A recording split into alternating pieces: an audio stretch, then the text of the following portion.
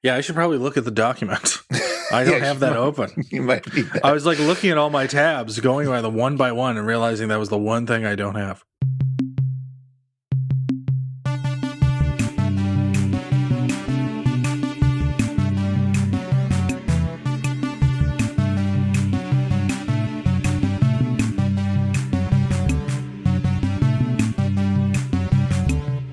This time we watched KTMA Episode 7, Gamera versus Zigra. In which Gamera just goes to town on a bowl of candy. But first, we have to talk about the Mads. They're back, as you may have heard from the Mads are back, and they did another night of shorts, and it was amazing. And they were joined by one Mary Jo Peel, and she was a delight. I mean, they were all a delight. I mean, it's always a delight. Mm-hmm. I don't know. We're shilling for the Mads pretty hard, I realize. I hope everybody isn't tired of it, but just excited about Mads fever. Yeah, I mean, this is just it. Like, we don't have an MST3K season 13, but this feels like a nice alternative, honestly. It is indeed. Yeah. It is indeed. Have they announced the next movie yet? They announced the date on it, and I believe they said they were going to announce it probably the following day. And that day has come and gone. And while you may be hearing this a few days later, as of recording time, I think we still don't know what it's going to be. Oh, hey there. It's me, the Chris who edits and feels tired. They've announced it. It's going to be The Choppers, which stars Arch Hall Jr., who you may know and love from Ega. It's also got Bruno Vasoda in it, you know, from like every third MST3K film. I'm looking forward to it. I haven't seen this one, but it promises to be terrible. I mean, a terrible movie, but it's going to be a fun riff. Pretty sure about that. Links in the show notes as usual. Okay, take it away, me from a few days ago. But so as of recording, we don't know yet what the next movie is going to be, but we do have a date for it. It'll be in February, of course. And we also know one thing because I checked into it. I asked our good friends over at The Mads Inc. And I asked them, hey, someday will people be able to just like buy these if they weren't able to attend the live airings or they didn't find out about them until it was too late or just something went wrong? And the answer to that is hopefully. They are working on it. They're trying to make sure that they have all the legal rights to do that. And then they're planning to maybe someday later this year try to release them. So that's good news if you've managed to miss them and you want to catch up on all the good stuff that the Mads have been doing in 2020, 2021. Yeah, it's been like, this has been terrific. And you know what? Now you can own 2 copies of The Tingler, as your remastered edition will live very comfortably next to the Mads edition. All right. Well, that's very good. Also, I in addition to Mary Jo being just a delight, they got into a good amount of chatting and reminiscing and behind the scenes thing, and it was all really good. This, I think, was one of the best of these Mads ones. If you want just a little flavor of what the MST3K writing room was like. Yeah. Yeah, it was really nice seeing her there, and there was a great chemistry between all of them. It was a lot of fun. Happy Gamuary, Adam. Yes, it's Gamuary. It's time where we hang up our turtlenecks and we expect to have treats filled in by Saint Gamera every January. I hope all of our listeners are having a lovely Gamuary, and I hope they're all excited to hear about today's episode. Shall we get to it? I suppose we have no other choice but to get into, once again, another turtle battle. Tally-ho. This time we watched KTMA Episode 7, Gamera versus Zigra. Now let's see. We start at Japan's moon base, where something weird happens. Let's forget about that for about an hour. Instead, let's focus on this movie's Kenny, helpfully named Kenny. He and his friend Helen, young girl who always wants a Coke.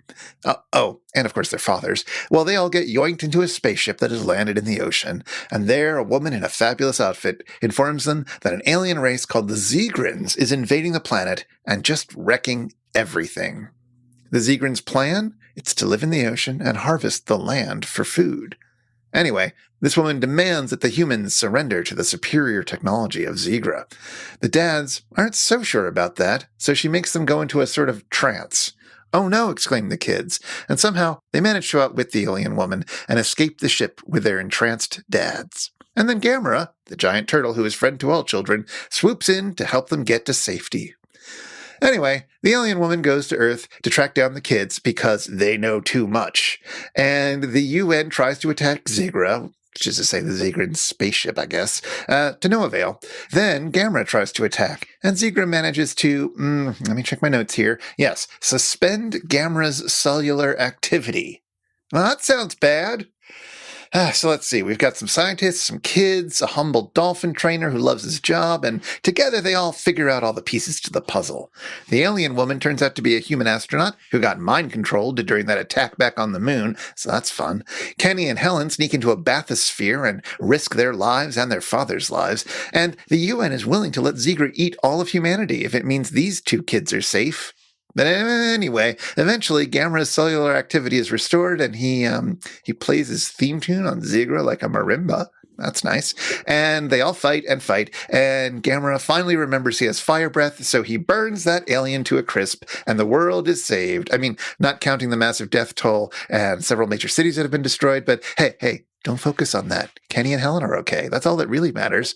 Oh, and this was all a lesson. Don't pollute the ocean, kids. The end. Meanwhile, on the Satellite of Love, it's New Year's Eve! We open with Joel and Tom sitting in front of the Crowsmas tree. Now, as you may recall from Gamuary's past, Crow's been frozen so he could be turned into the Satellite of Love's Christmas tree. Well, since it's almost New Year's Eve in outer space, Crow's thawed out for the upcoming celebration. Until that time comes, Crow makes puns. In our next host segment, Joel excitedly tells us that he's receiving transmissions from the mad scientist who sent him into space in the first place. The Mads are frustrated because Mystery Science Theater 3000 has competition. See, the Russians have shot their own comedian into space for a show called Very Incredible Movie Theater 4. Dr. Forrester then suggests that he and Dr. Earhart might send Joel down to Earth, put him and his bots in a submarine, and show them nothing but Jacques Cousteau movies. In segment 3, Joel's depressed that he's stuck watching Gamera movies. Crow tries to remind him of his chipper attitude in the show's theme song, but Joel confesses that the only reason he says, "When you got lemons, you make lemonade" in the opening credits is because it rhymes with "worst movies ever made." Yeah, sure. Gypsy tries to cheer Joel up by telling him that she loves him, but somehow, with Gypsy's scratchy Season 0 voice, the result is more terrifying than loving. But we can't end segment 3 on a downer, so Joel decides to take calls with Gypsy and Crow. First up is a guy who sounds like Mr. Ed, who says the show must stay on the air. Then a kid asks if this call will cost 50 cents. We then end on 2 calls from 2 ladies. The first is a woman who calls to compliment Gypsy's beauty, while another calls in to say she thinks Gypsy has a speech impediment and should see a doctor. Joel and the bots celebrate New Year's with a countdown in segment 4. Then comes talk of what the residents of the Satellite of Love wish for in the new year. Tom wishes to fill his head with good thoughts and good gumballs. Crow wishes for world peace and his own apartment. Joel wishes for world peace as well, but also a photon torpedo. Nobody knows what Gypsy's wishes are because she's mad at Crow for some shenanigans that occurred off-screen. In our final segment, Joel and the bots review the movie, then Joel teases the next episode, and the gang wishes everyone a good night. And good night to you. The end. Happy Gamuary! Yes, happy Gamuary to one and all. All right, this is episode 7 in our 9 million part series on Gamera movies. Oh man, that's the crazy thing. Like, this is actually the 7th episode, and we're doing KTMA episode 7. It works out perfectly. There you go. Ah.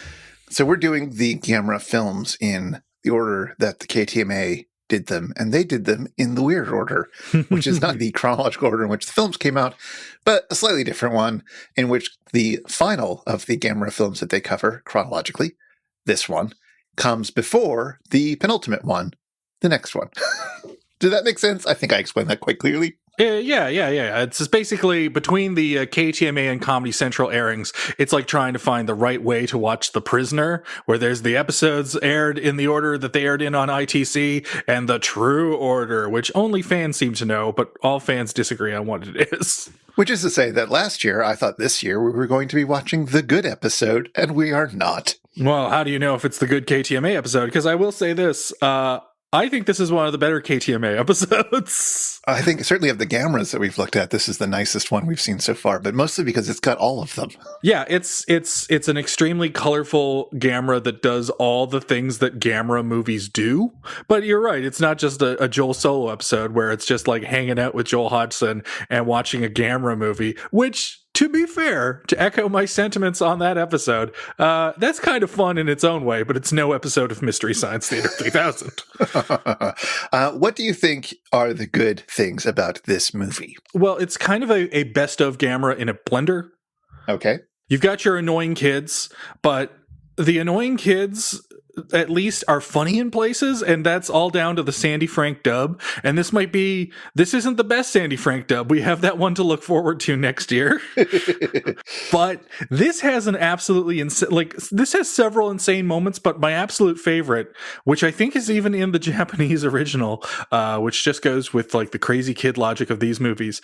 But when the kids land back on Earth after having been in a spaceship, the Kenny goes, "Hey, oh no, there's a man in tatters. Surely we must be back in caveman times." Because you see, in the ship that we were in outer space, they could have dropped us off on Earth at any time, as opposed to the time they got picked up. And it's just this insane leap of logic that, again, could totally happen in a kid's movie. That like, I was about to say, it's like, oh, am I misremembering this movie? Is there a subplot where the kids are back in time and Gamera has to like bring them back to the present? And it's like, no, it's just a weird it's just a jumping to conclusions by this Kenny, and the old man goes, "No, I just dressed this way." Yeah, and then he gives a really long-winded explanation for it. But no, yeah, this is also one of the few times where Kenny is wrong, which is nice. It's nice, isn't it? This is operating again on kid logic, and kid logic, or kid movie logic, or movies for kid logic, is that the kids are smarter than everyone else. So when they're on the spaceship, the dads get, hypnotized, and the kids immediately figure out how to avoid it and trip up the alien woman and figure out which button to press so that they can escape the ship. And it's because Kenny's so smart. Yep, and yet, like, this has got everything you want in a Gamuary or Gamera movie. Like I was saying, it's got Gamera, it's got a big doofy monster, it's got a monster that has a couple of different forms, which adds to the novelty of it. It's got an evil outer space woman, yep, which is another requirement for Gamera movies. An evil space woman chasing after kids with downright Scooby-Doo like yes sections.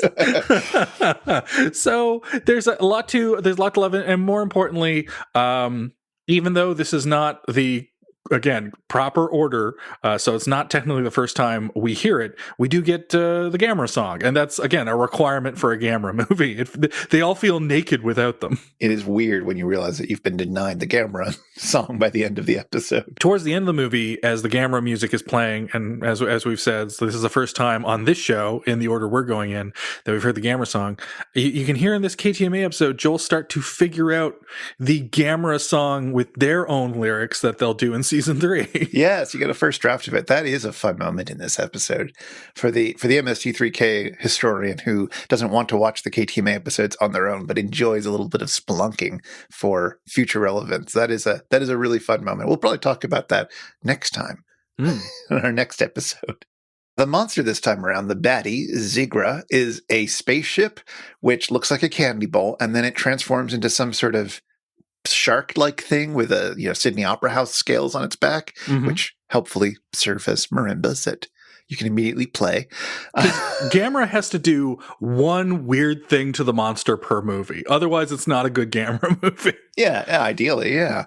And it's great. That is the highlight of the movie. That, and I think the interior shots are, especially if you look at the actual film rather than this terrible pan and scan, decrepit copy of a copy version of it. The set for the interior is amazing in the original. Oh, this is a fantastic set, and more on that later. Okay. But yeah, otherwise, this movie is so tedious in terms of all of the kid logic, the sort of dumb science, the fact that the movie just doesn't even care about itself. I mean, I don't want to get all cinema sins on it, but this movie does not care. This is an alien creature who has come to Earth because humans polluted the oceans too much and had to leave and find a planet to go to, and therefore it finds Earth. Like, this all gets explained in one speech. In one speech, they can't keep this story straight about whether these are aliens or not, or who caused the pollution or not. And it's true in the dub, and it's true in the original. That speech goes off the rails immediately. But here's what's great about that speech, and one of the reasons why I love the movie is where you get the line, again, perfectly delivered by the voiceover actor they got. It's like, my people live in the ocean, but here they live on land, but I will live in the ocean and eat the people on the land. And it's delivered more or less like that. And I kind of love it for that reason. It's amazing. It's also like this sort of weird inverse logic that, I mean, the film does some interesting things with trying to lay out the parallels between the aliens and the humans and how they're destroying and harvesting, the ocean or the land, and what sort of, are we better than Zigra because we're doing terrible things to the ocean? I mean, it's a heavy-handed message, but it's also like, it's also sort of underlined in a fun way at the very beginning, where there's a sequence of things where they're waking, where the mom is waking Kenny up and telling him to brush his teeth, and, you got to brush your teeth. And she keeps comparing him to the dolphins at SeaWorld, where these kids live, by the way. So that happens. Because, they live on the job. Their dad is a marine biologist. They live at SeaWorld.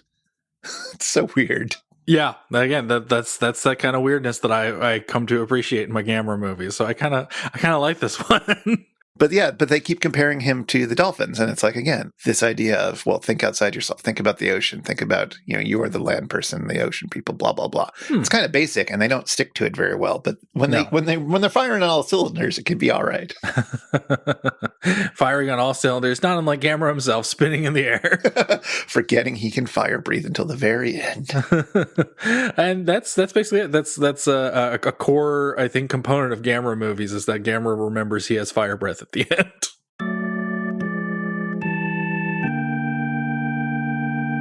And you were talking about the ocean aspect and like the pollution aspect that was part of this film. Yeah, and I thought we should take a moment to think a little bit about the ocean, source of all life. Did you know the ocean is big? I understand it's big, it's vast, it's mysterious. There's quite a lot of ocean. If you filled the ocean and you put it into like 1 liter Pepsi bottles, do you know how many bottles of Pepsi you'd have? You'd have too many to count. I would indeed. And you'd probably have to put them in the big hollowed out crevasse where the ocean used to be. And they'd be full of weird sea creatures instead of delicious Pepsi. You would have 1.5 billion trillion liters.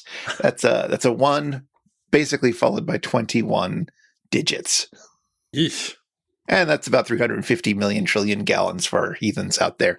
So like, that is a lot.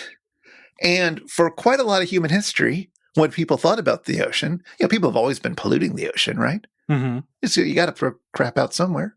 Put it in the ocean. The ocean, as I mentioned, is really big. And people were like, well, it's fine. Even in the early 20th century, they were like, it's fine. The ocean's really big.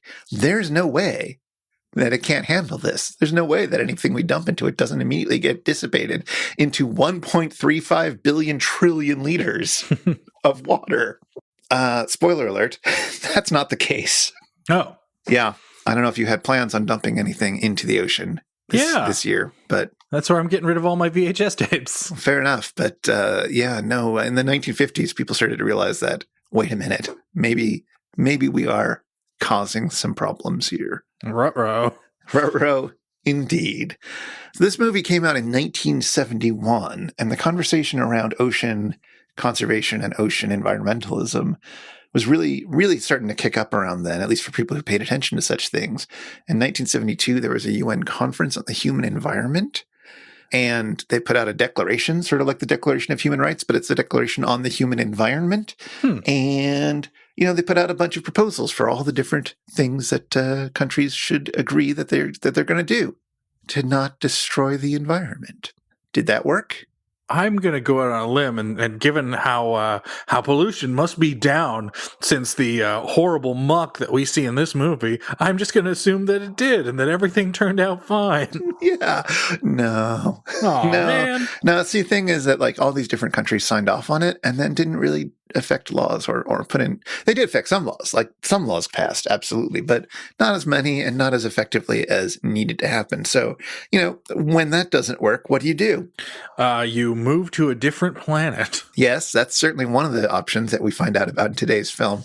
But before you do that, until, when you don't quite have planetary movement capabilities, you decide to have more UN meetings and you sign more declarations. So, every couple of years with increasing frequency, we've been getting these summits and they've been saying more and more things about how really, we all agree, we really got to do something about the environment.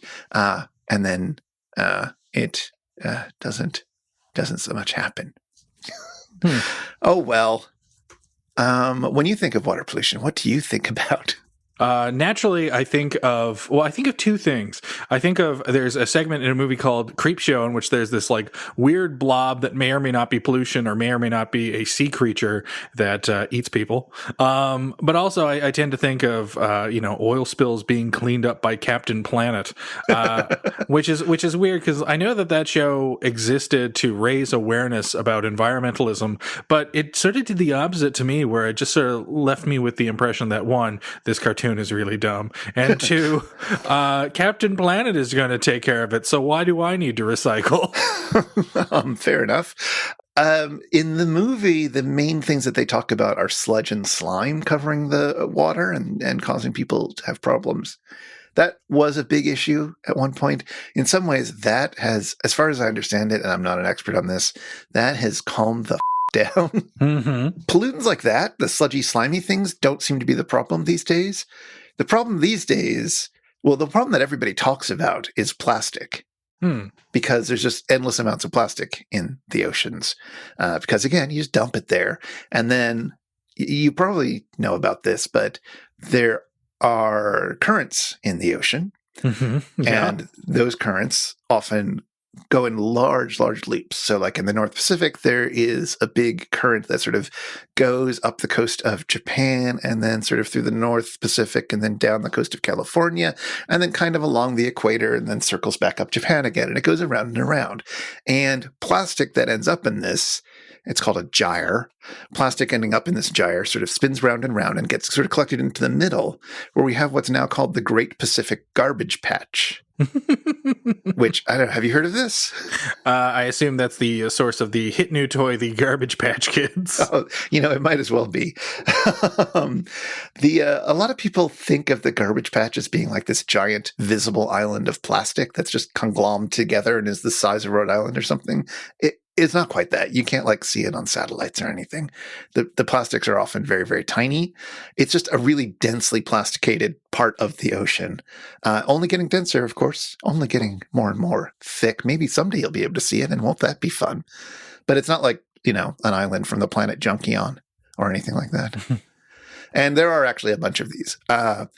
It's fun. But that isn't the kind of pollution that they care about in this movie, nor is the other type of pollution that I got very excited about when I was reading about ocean pollution. The kind of ocean pollution that I hadn't really thought much about that I was reading up on was noise pollution. Noise pollution for the ocean?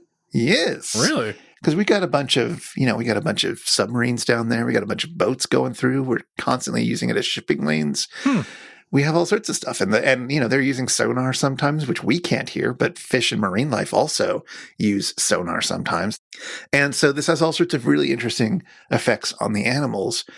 And just to take one animal in particular, the whale, which is, a nice animal, charismatic. I wouldn't want to be one probably, but they're nice to think about. Lovable. Yeah, they're sweet. My other podcast has a whale in its logo. It's like that. There's this thing where you've experienced this. You've been to a party. I've had the misfortune of being to parties. And you know that parties are kind of loud. Yep. And so what do you have to do when you're at a loud party? Leave. Well, all right, but before you leave, you have to talk really loud if you want to get anything said to people. Yeah, I hate that part. And then they talk loudly at you, and all it does is hurt your ear. You don't really hear them. Exactly. And it hurts your throat because you were talking so much, and it's so loud. Well, That's what's happening under the ocean. Oh no, all the fish with their ears and throats hurt. Exactly, more or less. Yeah, whales sing to each other to communicate, and they have to sing louder and differently because of human intervention in the oceans. And this has been changing rapidly and aggressively over the last several years. And do you think it's possible that we could actually like prank call whales? Like we could actually send out a whale song just to fool them? I believe researchers have done this, yes. Oh, man. Jeez, pranking whales? Pranking whales. Oh. Republican senator from Indiana, pranking whales. And, not to mention, like, in addition to all of that, there's all them aliens that are in the oceans that are causing trouble for Echo the dolphin. And for Gamera. Yes. So I mentioned that we're doing these episodes, these Gamera episodes in KTMA order, and therefore the chronology is all out of whack.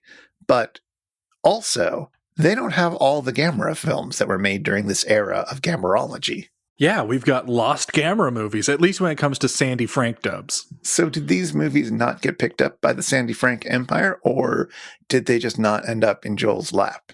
They, no, in this case, they did not get picked up by the Sandy Frank Empire, because what we have with the other Gamera movies in the series is that they got released. Here's the weird thing. Well, we'll talk about this later. It's like Zigra is probably the weird one out when it comes to releases. But again, we'll talk about that later. This is the fourth episode that we've watched, and the fourth Gamera movie that has come out for the KTMA airings. But the fourth Gamera movie in the series is called Gamera vs. Virus, which never came out on the Sandy Frank tape releases. Why is that? Was it too hot for TV? No. That's the crazy thing. It was made just before Gamera vs. Guiron, the best one. Yeah. Spoiler alert. And you'll never guess what it's about. Just try. All right. It's got a giant turtle. Who's going to protect, because we're in the later Gamera era. Mm-hmm. Well, I mean, it's after the first movie. So he's going to protect some Japanese kids from a giant monster creature named probably Virus. Do you suppose Gamera is the original he Protecc, but he also Attacc? And he thick. Yes. He Protecc, he also Attacc, but most importantly, he snack. Is it another space alien? Yup. Oh, it's boy. Space aliens again. And let's not forget, Guiron is also space aliens. Yeah, Baragon wasn't a space alien. No, Baragon came from that opal that was stolen from an island, so he's like an ancient monster. Was Gauss a space alien? Gauss was also, I think, an ancient monster. Yeah, I think so too. I can't keep any of this straight, apparently. But anyway, Virus. But Virus, aliens want to take over Earth, and they come in an amazing spaceship. It's a great set design, and you know why? It's the exact same set from this movie. They kept it around. Wait. Yeah, this is where that set originates from, a much higher budgeted movie. Does it have like the cobwebs and everything? It doesn't have the cobwebs or the giant fish head, the giant Zigra head. Right. But the bottom half, like the main set, is exactly the same. It's just different in wide shots. It's a good set. Yeah, and you know those everlasting gobstopper type things that are spinning around inside? Uh-huh. Yeah, those are the aliens that are in the spaceship. That's how they initially communicate. They're just in those globules. Wait, what? Wait, the little DNA module things? Yeah. Those are aliens in this movie. In this movie, that's they're the initial form of the alien. You see, what happens is this movie, which was released on TV first, it was released in the U.S. as Destroy All Planets to compete with the Godzilla movie Destroy All Monsters, is that aliens, they want to take over Earth. You know why. They're aliens. Yeah, it's what they do. And the aliens know that Gamera is going to get in the way. And they've clearly spent a lot of money on this great spaceship set. So what the aliens do is they scan Gamera's memory so that we get a clip show of Gamera fighting both Baragon and Gauss. Oh, good. Yeah. And how long do you suppose that clip show would be? An hour. It's a whopping 10 minutes. It's a full reel of the movie. Yeah, no, that tracks. I mean, we've seen that. Well, no, we've seen that in the Sandy Frank editions. We haven't seen that in the original editions before, right? Because Sandy Frank often will shove clips of either other movies or the same movie. Like in this one, in the MST3K version, it starts with a clip from later in the movie, which is not in the original edit. The Sandy Frank releases would do that. I don't know why. I suppose it's to like excite you about the film you just watched or are about to see. Yeah, I guess so. But yes, the aliens scan Gamera. It is a whopping 10 minutes. But in Destroy All Planets, the US versions, you would think, oh, they'll cut the clip show because they're going to make more room for commercials. No. They're making the movie longer, so it's 20 minutes of clips. Oh, no. So it's like you get a commercial break, then nothing but clips, then another commercial break, then the movie resumes. That must have been a gut punch for all the kids watching. Maybe they haven't seen all the other episodes. I don't know. Maybe. I mean, I guess, in an age where like these things only existed in TV showings and reruns, and there was no VHS. Like maybe that's how you remembered these things. So clip shows had a purpose once upon a time. Yeah. I guess more on that later. But aliens, they take control of Gamera, and you'll never guess what happens. Well, I'm going to guess. Gamera goes out of commission for most of the movie and then comes back and defeats the alien. Well, that does happen, but you're skipping an important step. Oh. Which is that the aliens take control of Gamera, which means Gamera is evil now. Oh, right. Now, instead of, you'd think, hey, they must have saved a lot of money with that 10-minute clip show. Surely we're going to get Gamera in action in color for the first time as a bad guy. No, sir. The movie immediately cuts to black and white, and we just see footage from the first Gamera movie. Oh, no. Do they justify it or something? Is it like a newsreel? No. There is no explanation. I was expecting it's like, this will be like sepia toned in some way, you know what I mean? Like they'll do some kind of fancy filter. Yeah, play that slow Beethoven movement as everybody goes very slowly across the screen. But no, alas. Luckily, you'll never guess who frees Gamera from alien control. Two boys, Kenny and Kenny. Yep. And the aliens then hop out of the DNA everlasting gobstopper, and they reveal to be a bunch of squid monsters that have Bert from Sesame Street eyes. Oh, all right. Yeah. And like all the little squid monsters form into one giant squid monster named Virus. Okay. He fights Gamera. Uh-huh. Because they're squid monsters from beyond the moon. Yeah, of course. And because this squid monster has a big sharp head, the monster impales Gamera with his head. Oh, yeah. I mean, well, so Gamera has to get beat up pretty bad, I guess, each movie now, because he gets slashed up pretty aggressively by Zigra in this one. Mm-hmm. And I think he takes a few dings in Giron. Yeah, because he's got that big knife head. Yeah, I see. You're not going to waste a knife head. So if you're going to give somebody a stabby pen head or whatever, you're gonna stab a Gamera. Like they must have gone through a lot of Gamera suits, is what I'm saying. Yeah. Or at least one extremely patchy suit. But Gamera gets impaled like straight through the heart, it looks like. So it's way more unsettling than it should be. However, to free himself and defeat the monster, Gamera immediately retracts all of his body parts into his turtle shell, and he starts flying, of course. And by flying, he's spinning around, and he spins so fast that like the squid head comes loose and falls down to the earth and dies. Oh, okay. And that is Gamera versus Virus. I'm a little surprised that a drop like that would harm a space alien. Yeah, and yet that's where we are. I'm pretty sure. Oh wait, I think he drops and then Gamera breathes fire on him. Oh, okay. Yeah. Woo.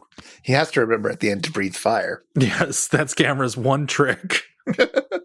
Now, there's another lost Gamera movie from this era, right? Yeah, these are all. It's weird. They're all.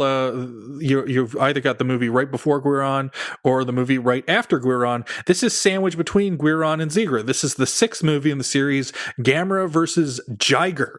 Jiger. Yeah. Although it was released on TV once again, I think by American International Pictures as Gamera versus Monster X.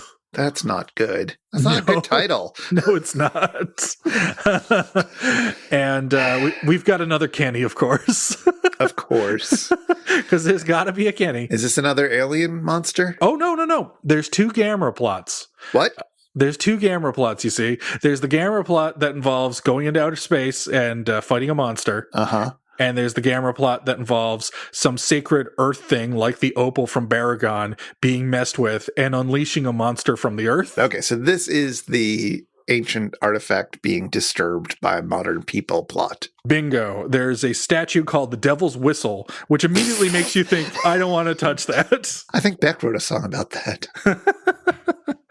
Naturally, because this movie is 90 minutes long, they remove the Devil's Whistle statue from where it's supposed to be. And Gamera, you know, in a neat use of Gamera, I will say, to give the movie some credit, actually tries to dissuade people from moving the statue to the point where he grabs the statue when a bunch of helicopters are airlifting it. Oh, that makes sense. That does seem very on point for Gamera. Yeah, but it's like that's at least something different than Gamera rescuing a child or Gamera flying for the amusement of a child. Like Gamera looking after the people and like knowing about ancient things is like, oh, they thought about Gamera for the first time. Yeah. I mean, to be fair, Gamera usually shows up like a little too late and then has to patch things together. It's nice when he shows up, you know, to prevent a terrible thing from happening. Yeah. If only he could talk, he would be able. If these monsters could talk, he would be able to stop the movie completely. But the warning does not work, and the military fires on Gamera, having decided that he's evil again. Okay. And then he goes away for most of the movie and comes back at the end and saves the day? No, the new monster immediately comes out. Uh-huh. I believe the new monster is birthed from a volcano. Sure. This is Jiger, and Jiger is the crappiest monster of the entire Gamera series, because you know what?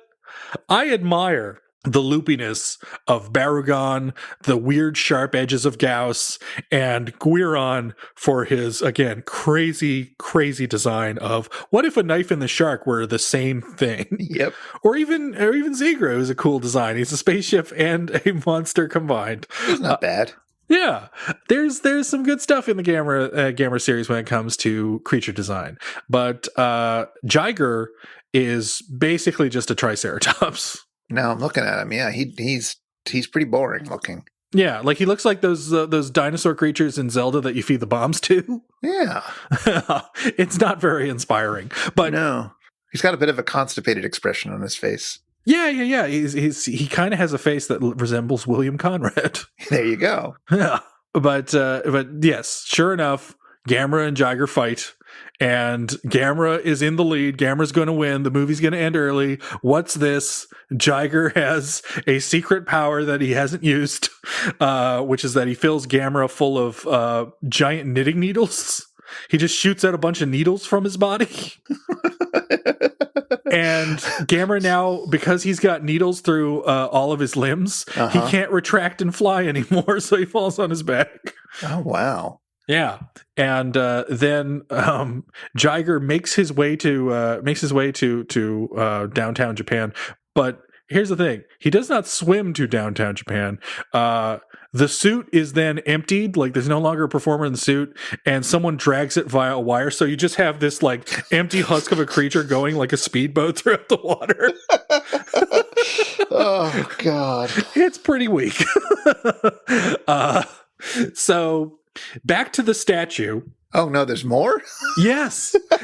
Yeah, the statue has made everybody who is supposed to bring it on land. It's now on a ship. Everyone's become sick except for the ship's doctor and the captain. And the ship's doctor rules it must be a curse.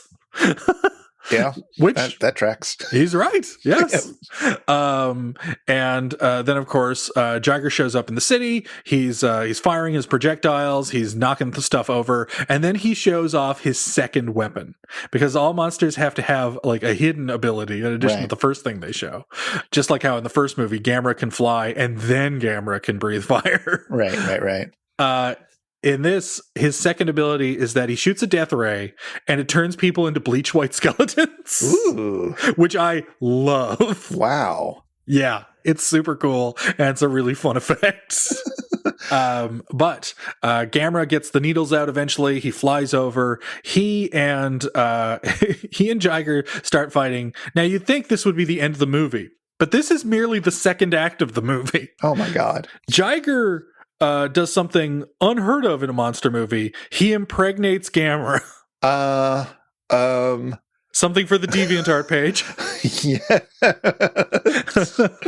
Yeah, he sticks something, he has a protuberance that enters Gamera, and then Gamera suddenly has this dark spot in his lung. Like, his head freezes, he falls in the water, and the scientists in the movie do an X-ray on Gamera, and they see this dark shadow, and they immediately determine it's like, oh yes, this must be the offspring of Jiger.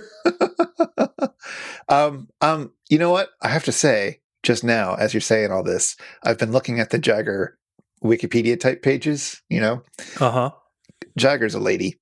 No, Jiger's a lady. Yeah. And yet is able to impregnate Gamera.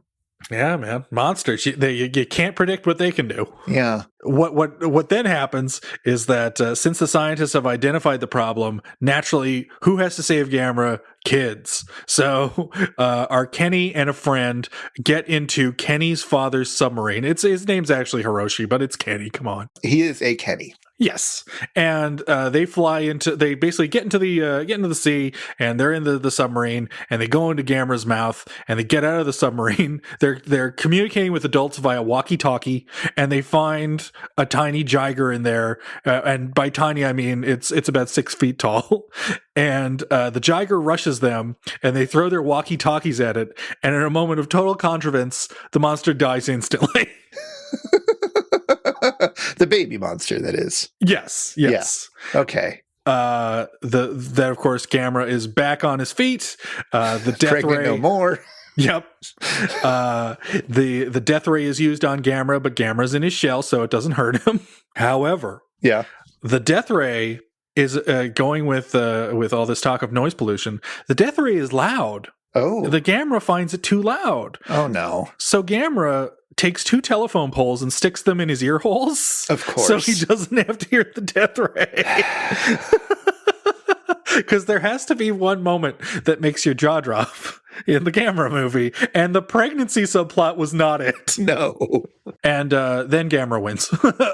He takes the devil's whistle and he puts it right through Jiger's head, and Jiger drops dead in a bloody mess. Oh, well, that's very respectful. And so now you don't have to worry about the curse anymore. The end. And yeah, that's what happens in the 2 lost Gamera movies. Hey, Sandy Frank, I never thought I would say this, but thank you. Hey everybody, it's time for the Shallow 13. It's time for the Shallow 13. Dragged up from deep beneath the ocean waves, it's 13 plankton-sized factoids about this episode and movie, Gamera vs. Zigra. Go, Adam, go! Gamera vs. Zigra was originally released July 17th, 1971, just 1 week before another environmentally themed kaiju movie, the far more memorable Godzilla vs. the Smog Monster. In the original Japanese version, the voice of Zigra was provided by Keiichi Noda. Noda was born in 1943 and is still doing voiceover work today, with his latest credit being on the video game Persona 5 and its sequel, 2019's Persona 5 Royal. He's narrated or provided voices for anime like One Piece and Fist of the North Star, and for a TV series called Robot Detective. Early in the film, Kenny's friend Helen notes that monsters can't talk. Well, children. Monsters can't talk. Not only is that not the case with today's film, as Zigra has some lovely pipes, but the King of the Monsters would develop the gift of speech the following year. In 1972's Godzilla vs. Gigan, Godzilla speaks with the aid of some animated speech bubbles. But in the 1977 English dub of the same film, the scene was dubbed in with English dialogue. So yes, monsters can talk, even if just for 1 or 2 misguided movies. Unlike the other Sandy Frank Gamera dubs, this wasn't a re-release of a Gamera film with a new English soundtrack. Frank's 1987 release marks the first time that Gamera vs. Zigra was seen in North America. The descendant of Warlord Minamoto, you know, the hermit-looking guy from Noah Island, he tells the kids it's 1985. But Gamera vs. Zigra was released in Japan in 1971, and the Sandy Frank dub was released in 1987. A mystery? Perhaps not. 1985 was likely the year the film was acquired and when this new English dub was written. The confusion doesn't end there, though. In the original Japanese, he tells the kids it's 1971, which, sure, at first makes sense, until you remember that this movie is set in the near future when Japan has built a space station on the moon. This movie. Anywho, in the first segment, we're treated to Dueling Crows. For the flashback showing him getting frozen, Crow is played by J. Elvis Weinstein. But Trace Beaulieu would resume his rightful duties as Crow for the rest of the episode. Speaking of that flashback, the folks at Best Brains, or at that time, Hairbrain Productions, must have loved the flashback footage because its final use here marks the 4th time it was seen in 3 episodes. Or maybe all the Gamera episodes ran short. Either way, the production team would get a little bit better with their serialization by way of a quick segment 1 info dump by the time MST3K started doing story arcs again in Season 8. Unless there's something we don't know about KTMA Episode 3, this episode marks the first time Crow calls someone a dickweed. After getting introduced to the Mads in segment 2, Crow's first impression is that the two are a couple of dickweeds.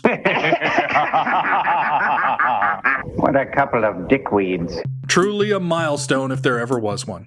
When Joel sees a ship about to get wrecked, he riffs, Hurry, or else we'll get caught again. This is Gordon Lightfoot's 1976 CamCon classic, The Wreck of the Edmund Fitzgerald. Now, the song is about a carrier ship that sunk in Lake Superior in 1975, and of course, with a topic like that, it rocketed up to hit number 2 on the Billboard charts. Joel remarks that our Kenny in today's movie looks like the offspring of a Star Trek character. He kind of looks like Sulu's kid. Don't you want it? Fans of the original series and its movies likely called in to correct Joel because Sulu didn't have a child in any Trek media at the time. In fact, Sulu wouldn't canonically get a kid until Demora Sulu was introduced in 1994's Star Trek Generations. Remember Warlord Minamoto? When he appears with his beard and his tattered clothes, Tom cries out, My God, it's Alley-oop! Are you? Alley-oop was a titular character in V.T. Hamlin's 1932 comic strip. Now, mere moments later in the film, Kenny believes that the UFO sent them back in time for some reason. As it happens, Alley-oop was a time-traveling caveman. So hard to say if Tom's joke would have made more sense if he'd said it after Kenny delivered that line. And upon hearing that Zigra has been blinded by the light, Joel quotes a famous song, Almost. He sings, mumbles the following. Wrapped up like a deuce, like a roller in the night.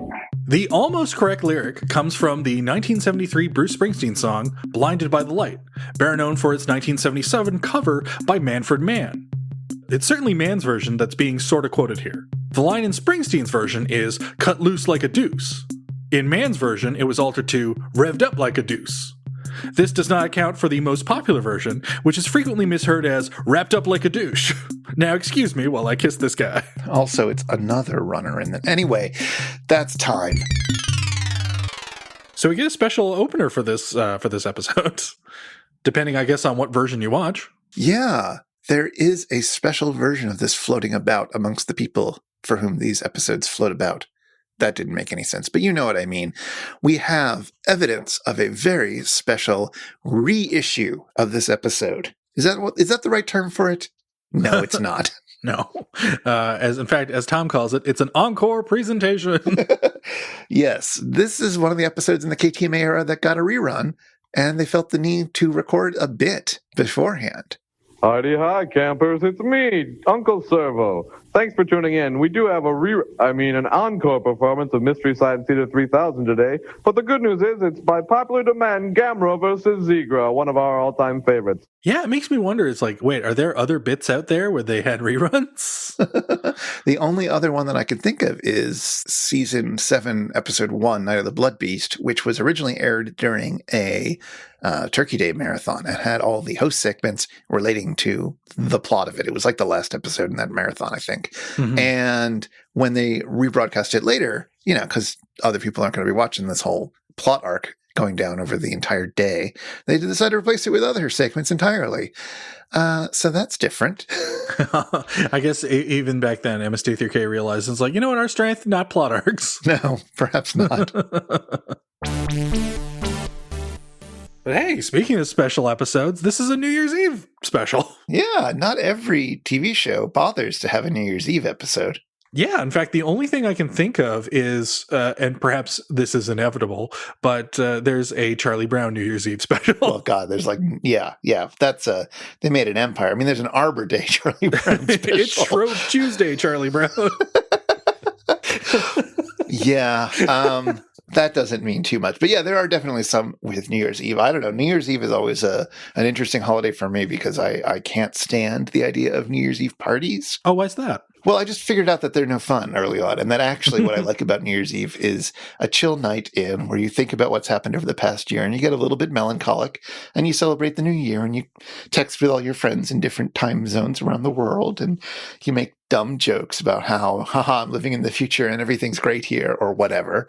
And, it's all very formulaic, but that's nice. There's a comfort to it, I find. And you also, yeah, as I said, you get a bit sad about things. And I like being a little bit nostalgic on New Year's Eve and on my birthday. So why not? How do you like to celebrate New Year's Eve? Well, I like my New Year's Eve the way I like my birthdays and my parties in general, which is, this seems kind of appropriate given the times that we live in, but it's like a gathering of no more than 10 people.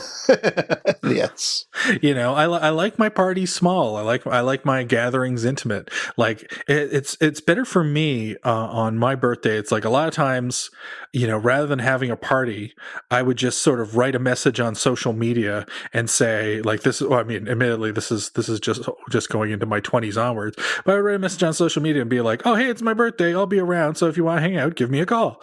And I would just visit people. I would go around visiting rather than having a party, which is way more fun and way less stressful. Yeah, that sounds very nice. There is one kind of party that I am always up for when it comes to New Year's Eve. And it's Dick Clark party?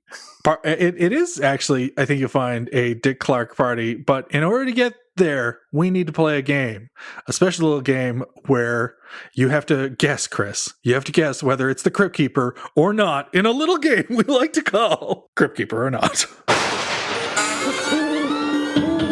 Crypt Keeper or not. It's this again. It's the first Crypt Keeper or Not of 2021. Yes, the first of what I hope is many. For Crypt Keeper is Legion. I remember the Crypt Keeper quotes from this episode that justify us doing this. Well, usually on this show, what we like to do is if there's a reference to the Crypt Keeper in any way, shape, or form, however loose, what I'll do is I'll come up with a series of false scenarios and potentially one real scenario. Potentially. There's yet to be the episode where they're all fake. But that'll happen one day. Possibly now. However, if there's a reference to the Crypt Keeper, I come up with scenarios of the Crypt Keeper making puns and doing his Crypt Keeper thing straight from the HBO show and Crypt Keeper media, but I always make at least one up, and I task Chris with finding out which are the real Crypt Keeper ones and which is the fake one, or which are the fake ones. Yes. However, in this case, there are no Crypt Keeper references because this episode predates HBO's Tales from the Crypt. That won't stop you, however. No, because it's a New Year's special, and as it so happens, hey, the Crypt Keeper celebrated New Year's at least once. Ah, okay. Thus, we have a special New Year's Evil edition of Crypt Keeper or Not. I see what you did there. Yeah. So, I have 3 scenarios, only one of which really happened. Okay. But Chris, you have to decide which is real and which are the 2 I made up. Okay. So without further ado, here we go. Oh, boy. Okay. So first, Tales from the Crypt has a very special New Year's Eve episode about people making New Year's resolutions that come true at midnight in a monkey's paw kind of way. Now, due to the theme of this episode, the Crypt Keeper is said to be on winter holidays, and Dick Clark fills in for him during the host segments. There's a joke early on about the crew from the show not noticing the difference. And in the final host segment, we see Dick Clark on the phone, furious about something. The camera pans over to a television, revealing that the Crypt Keeper is hosting the New Year's Rockin' Eve in Dick Clark's place while Clark is hosting Crypt. And Clark hangs up the phone and bitterly remarks, only in Hollywood would an agent screw me in favor of a boo client. I mean a new client. That's not a line that Dick Clark can pull off. Maybe. Oh, who can say? They had a lot of takes. There was a lot of HBO money thrown at Tales from the Crypt. It wasn't live like the New Year's specials. No. All right. Second scenario. On television, Crypt Keeper hosts a New Year's Shockin' Eve special in Times Scare. This sounds very promising. During the special, Crypty sings his favorite holiday tune, which goes like this. Should scalded faces be ripped off and livers plopped in brine? Should all our patients be hacked up and dissolved in bags of lime? Oh, I hope. Well, I don't know. I'm very proud of you if you made that up, and I'm very hopeful that that's the real one. So I'm torn here. Finally. In 1993, HBO throws a special contest called Spend New Fear's Eve with the Crypt Keeper. One had to call a special 900 number to answer Tales from the Crypt trivia. The winner would receive a flight to LA, $1,000 spending money, booking at a fancy hotel, and a tour of the Tales from the Crypt sets, where they'd get a chance to meet both the puppet Crypt Keeper and his voice actor, John Kassir. Oh. Now, of these three scenarios, which one is real? Okay. I think the first one's fake. I'm just going to put that aside. You've sniffed that one out? You think that one's fake? I have a hard time imagining them trying to give that line to Dick Clark. Now, the other two. The song is very good. The song is a very good rewrite. Perhaps even suspiciously too good. The final one, you brought up 900 numbers, which is a very good detail if you invented that one, to remember that 900 numbers are how you would enter such a contest at that time and place. I'm not saying it's beyond you to remember that, of course, but it is a very good detail. So partially I'm asking myself, which is more likely for you to do? Remember 900 numbers existed, or come up with clever lyrics to Auld Lang Syne? And I'm going to go with you are more likely to have come up with clever lyrics for Auld Lang Syne, and therefore the 900 number contest is the real one. Oh, incorrect. You were right to knock off the Dick Clark one. That was fake. But the New Fear's Eve 900 number, that's totally made up. The Crypt Keeper hosted the New Year's Shockin' Eve for a now defunct streaming service called Fear.net. Oh. Yeah. And that was the special Auld Lang Syne that he sang that impressed me as well. Well, I feel like that's not all we can say about Gamera versus Zigra for some reason, but I think that's all we're going to say for right now, unless you have one more thing, maybe something about this particular KTMA episode that we should bring up. Yes, Columbo-like, before I leave, I have just one more thing. This is actually a very special episode, not just for its New Year's content, but because of the fact that this is the first appearance of the Mads outside of the theme song. Yes, they're trying out their voices. Yes, and Trace is really, really leaning into the Gregory Peck thing. Yes, it's kind of cute, but I like where he ended up, of course. Oh yeah. I much prefer where Dr. F ended up as well. But again, it's a good impression. No, he's got a killer Peck. And it's much better, although conversely, it's much better to hear early Larry, which is just a gravelly J. Elvis Weinstein, as opposed to the high-pitched voice he's doing in season 1. Yes. It is amusing when they talk about how there's Russian competition and they cut to a clip of what is supposed to be the Russian show, and it's just a stand-up set from J. Elvis Weinstein that bombs. And here's the thing. I can't speak to the clip in context, but them just hard cutting to that and cutting back is super funny. No, that was very funny.